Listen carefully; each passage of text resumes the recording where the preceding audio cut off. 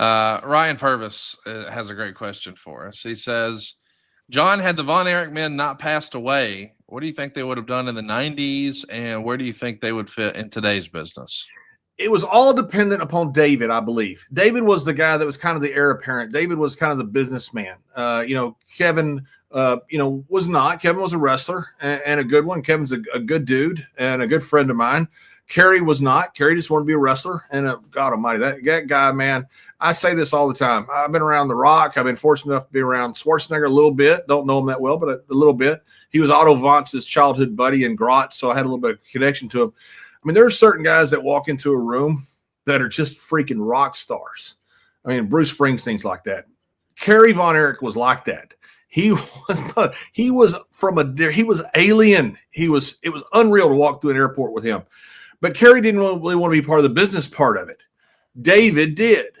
And if David hadn't passed away in Japan, I think things would have changed. Fritz didn't want to go national. They had a chance to do some pay-per-views, or closed circuits, rather. Fritz didn't understand it, didn't want to do it. David did.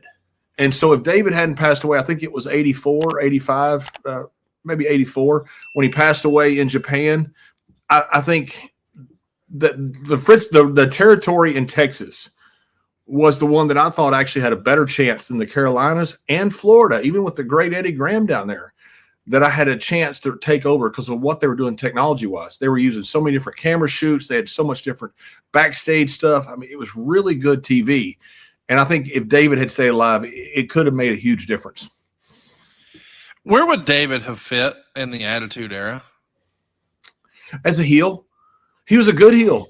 He was one of the few boys that Fritz sent him down to Eddie Graham and the Briscoes and them to turn him heel, to make sure he knew how to work. So you really don't know how to learn how to work until you work heel, as they say. And that's why they sent him down to work heel with Eddie Graham. Man, it made David 100% better. He was a hell of a worker, good talker, everything. I think he'd been a great heel. He'd have been a Texas heel. He would have been, if he'd have been the Attitude Era, I think he'd have been very similar to the Hart Foundation, except it had been Texas that would have been the babyface only in Texas and a heel everywhere else, literally in the whole world. Could you compare where a Carrie Von Erich would have fit in the Attitude Era? Like, would you have seen him on the WCW side of things, the WWF side of things? Like, is there a performer who you think, hey, the trajectory of this guy, we could have seen Carrie follow a similar path? Does that exist, a comparable? Yeah, I think so. He was good friends with the Dingo Warrior who became the Ultimate Warrior, and I think Carrie was a better worker. I know Carrie was. Carrie was a lot better worker. If Carrie hadn't lost his foot in that motorcycle accident, we're assuming the what if of these guys, these young boys who were men at the time, staying healthy. And Carrie was a lot better worker than Ultimate Warrior. A lot better. That guy had unbelievable charisma. So the Warrior had great charisma, but not as good a worker. I don't think Carrie would have done well in WCW at all. I think he was a WWE guy 100%. Vince would have loved to have an athlete. He was a 6'4" high jumper in high school. Carrie would have been great in WWE under Vince McMahon. I'm curious why you think that he wouldn't have been a fit in WCW. What was it about WCW style that you don't think really worked for Carrie? I don't think they knew what to do with him. Same as they didn't know how to do with Warrior. Now, they got a Warrior that was older and not the same Warrior that, from WrestleMania 6, obviously, to be fair to those guys. But they didn't know what to do with him with an attraction like that. I didn't feel like they know what to do with attractions, with a Stan Hansen, with an Abdullah, with a Warrior, with a Carrie was a little bit more than an attraction, but kind of the same mold. I just didn't think they knew what to do with him. I mean, this is the guy on the verge of a Rock status. Not as good a promo as Rock. Rock, I think, is, a brilliant human being, obviously. That's shown throughout the years. But I think Vince knew what to do with these guys so much more than WCW. They knew what to do with wrestlers and with good wrestlers, and they did a great job with it. But I don't think they knew as much to do with characters as they did. I mean, you look at Goldberg. They did a great job of Goldberg, making Goldberg this huge star, and they kept him very simple. This spear, jackhammer, you're next. That was it. They didn't do a good job expanding his character beyond that. And you can argue, maybe Vince McMahon didn't either later, but that was also later. I do want to ask, when we're thinking about Kerry Von Erich in the WWF, and I don't know a way to ask this without sounding like an asshole, so forgive me if I do. Could he have survived the new generation era when steroid testing was so prevalent? Like, he had a body of a Greek god, and I don't want to accuse him of taking performance enhancing drugs, but I think most people would say from an eye test that may have been a challenge for him. But I do love the idea of Kerry Von Erich wrestling guys like Shawn Michaels or Bret Hart or Razor Ramon or hell, Jeff Jarrett, Kevin Nash. Like, that era feels like he could have thrived and done really, really well with that. But would he have been able to? I don't know. Is it fair for me to just make the assumption that he was probably using steroids? It feels like it's not off base. No, I think it's fair. I think it's pretty much certainty. I don't know if Carrie ever talked to me about that specifically. I mean, all the guys when I was in Texas, when Carrie was there, were taking, the guys that had a little bit of body there were hookups everywhere, Conrad. I mean, back then you'd get them from a pharmacy, you get them legal, you can get them from your gym. I mean, guys had them everywhere. Guys give you just price sheets at the gym.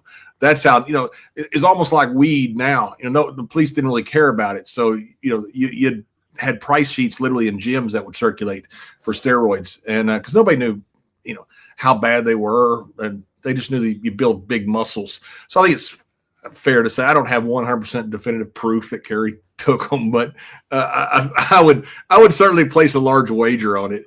I think Carrie's problems was not the steroids; it was the other stuff that was circulating. That's what he got in trouble with. It was Carrie had addiction issues, and so the culture would have got him. And I don't think it was the steroids. I think it was other stuff. Now, testing for steroids, Carrie was a hell of an athlete. You look at him when he was younger. You look at Kevin when he was younger. I don't know if Kevin took him or not. None of my damn business, and I don't care. But you look at these guys had great bodies, terrific bodies. That's with or without steroids. If steroids enhance it, they don't give it to you. And I think Carrie would have been fine without them. It is interesting to think about, hypothetically, if it would have happened. You've got Kerry Von Erich, the Texas Tornado, and we know the boyhood dream is going to come true for Shawn Michaels in '96. But wouldn't Kerry have been an interesting opponent for a Bret Hart championed WWF for a pay-per-view, or even for that matter, Shawn Michaels do something with that Texas affiliation? Like, it does feel like there could have been something that would have been really fun in '94, '95, '96. But a year later, when Stone Cold gets hot, I mean, you want to talk about two antithetical personas in wrestling that epitomize Texas wrestling of that era. The Texas Tornado and the Texas Rattlesnake. Come on. Like, there's a lot of opportunity there, it feels like. Yeah. And Carrie could sell. I mean, for being a big guy, Carrie could really freaking sell. He loved selling, and he put heels over like freaking $1 million, man. I mean, him to put over Stone Cold when Steve was a heel. Oh my God, what matches they could have. And that big son bitch fighting back from underneath. I mean, that could be, brother, that would be legendary stuff right there. Vince believed that he needed Carrie to break into Texas, because a lot of these old territories, we didn't do very well in these old territories. We go into Minnesota, we wouldn't do well because people were used to watching AWA. We go into Memphis, a lot of times we didn't do very well because people were used to watching Jerry Lawler. Same in Dallas. We weren't drawing many people there until, Steve and Rock got hot. Same in San Antonio with Joe Blanchard. I mean, we didn't do well in a lot of territories. Vince thought he needed Carrie, and that's one of the big reasons there was a push to get Carrie, because Vince wanted Texas. Hey, did you know you can own for less than your current rent? We can help at savewithconrad.com. Stop throwing your money away on rent. You don't know any wealthy renters. Start building wealth for your family with my family at savewithconrad.com.